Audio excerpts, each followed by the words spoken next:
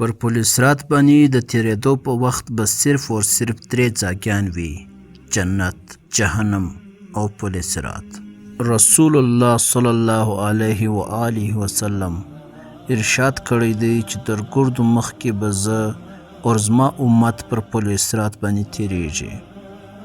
د قیامت په ورځ چې کوم وخت د موجوده اسمان او مځکه بدل سي او پر پل صراط باندې تیریدنګ وي، نو په هغه وخت به صرف او صرف 2 مقامات وي، یو به جنت وي او دویم به جهنم وي. د جنت ته د رسیدونکو دپاره لازمن به هر سړی د جهنم پر سر باندې تیریږي.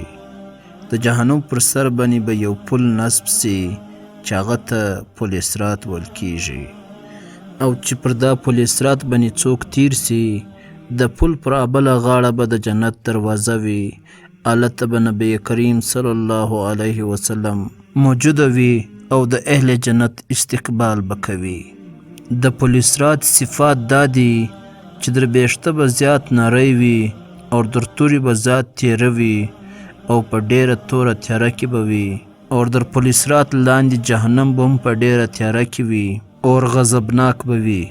ګناهګار چې کم وخت پر پل صراط باندې تیریږي، د ده ګناوې به د ده په شا وي.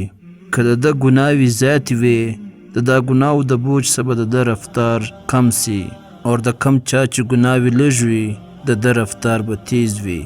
د خلکو د بدکارۍ او د ګناه د وجې څخه به د دوی پښې د پل صراط څخه وښه کیږي، او د دوی د چغو او بغارې څخه به پل صراط باندې یو دهشت طاری سي. رسول الله صلی الله علیه وسلم به د پل صراط پر بله غاړه باندې ولاړ وي. چې کوم وخت موږ پر پل صراط باندې اول قدم کښېږدو، رسول الله صلی الله علیه وسلم به دا دعا کوي: یا ربي سلام، یا ربي سلام. خلک به پر پل صراط باندې ډیر داسې خلک وویني چې هغه په پل صراط باندې روان وښه کیږي او جهنم ته ورلسي، او ډیر به داسې خلک وویني چې هغه پر پل صراط باندې تیر سي او دوی ته نجات میلاو سي. هلته به سړی خپل مور پلار هم وویني، خو د مور پلار به هیڅ فکر نه وي.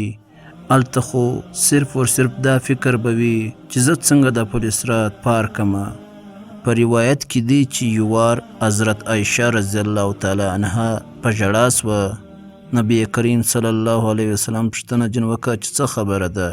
حضرت عایشه رضی الله تعالی عنها ورته وویلې چې قیامت را یاد سو، او بیا دا پوښتنه جن وکړه چې یا رسول الله، د قیامت په ورځ به زموږ مور پلار زموږ یاد وي، او هغه خلک چې موږ ته محبوبه وي هغه به زموږ یاد وي که به نه؟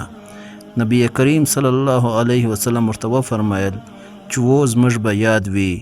او په قیامت کې 3 داسې مقامات دي چې په هغه کې به یو څوک هم بل څوک نه یادوي.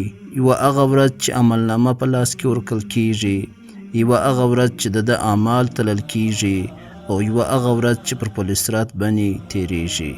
نو ګرانو کتونکو، موږ تاسو ته پکار ده چې د آخرت تیاری وکړو، په دې دنیا کې د یو بل سره نیکي وکړو او د حق پر لاره باندې ولاړ سو. امید لرم چې تاسو ته به دا ویډیو خوند درکړي. دغه رقم نور ویډیوز دپاره زموږ دا چینل سبسکرایب کړئ او دا ویډیو د خپل ملګرو سره ضرور شیر کړئ. والسلام.